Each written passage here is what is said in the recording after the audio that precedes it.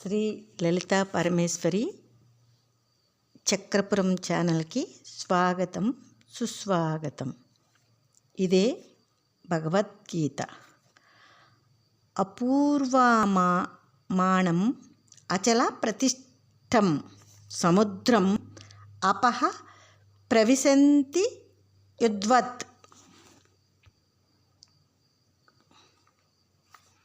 తద్వత్ కామాహు యం ప్రవిశంతి survey సహ శాంతిం అప్నోతి నా కామకామీ.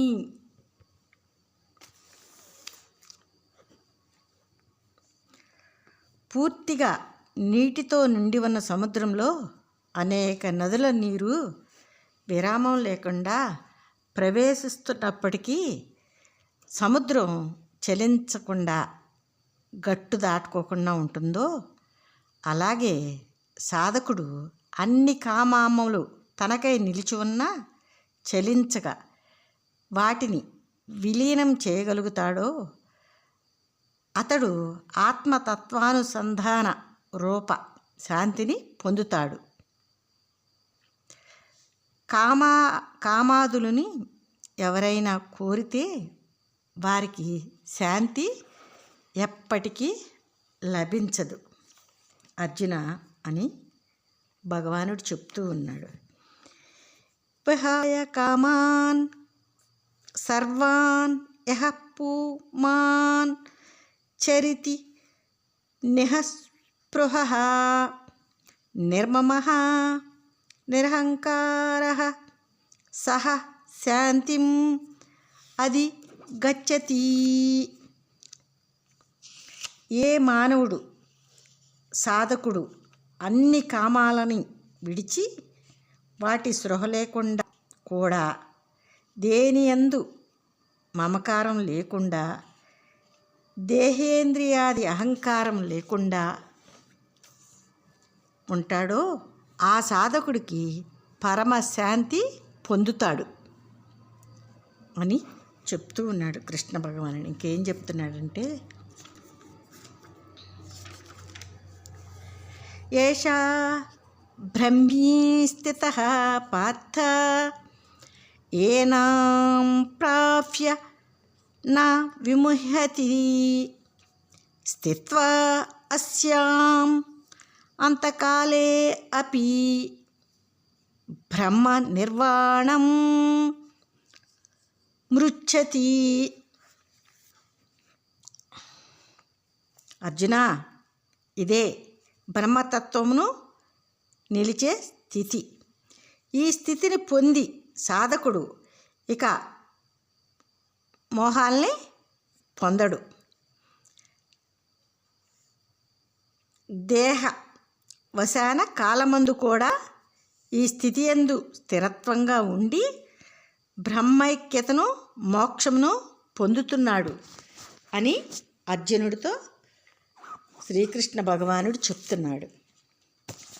మనం ఇప్పుడు ఏం చేసాం, భక్తి వేదాంత భాష్యాన్ని చెప్పుకున్నాం. ఇప్పటివరకు 2వ అధ్యాయం పూర్తయింది. మళ్ళీ ఒకసారి 2వ అధ్యాయం గురించి సింపుల్గా విశదీకరించుకుందాం.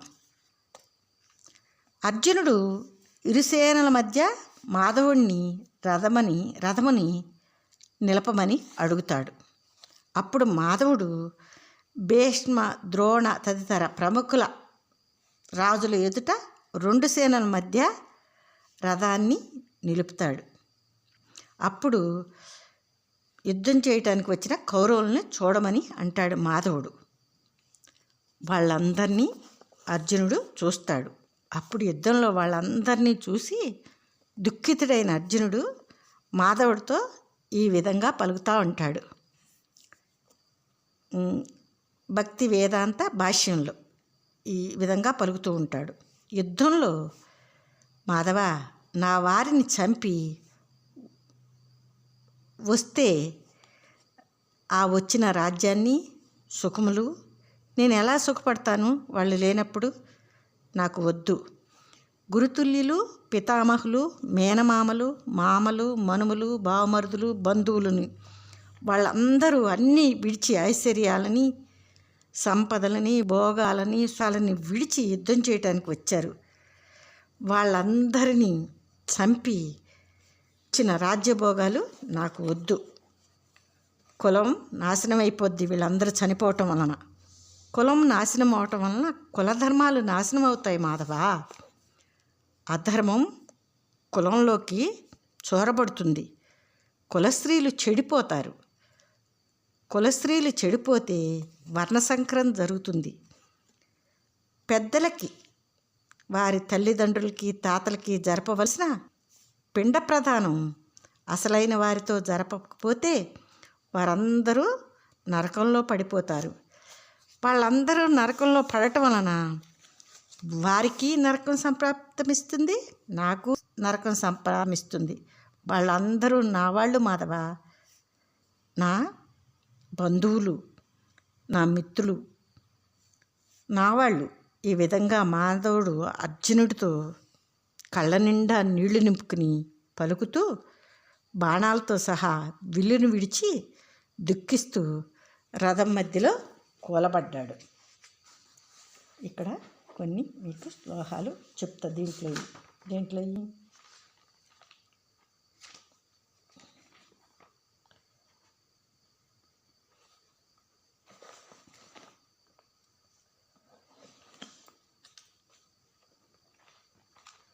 ముఖ్యమైన శ్లోకాలు మీకు వివరిస్తా. కొన్ని వేదాంత, భక్తి వేదాంత భాష్యంలోవి.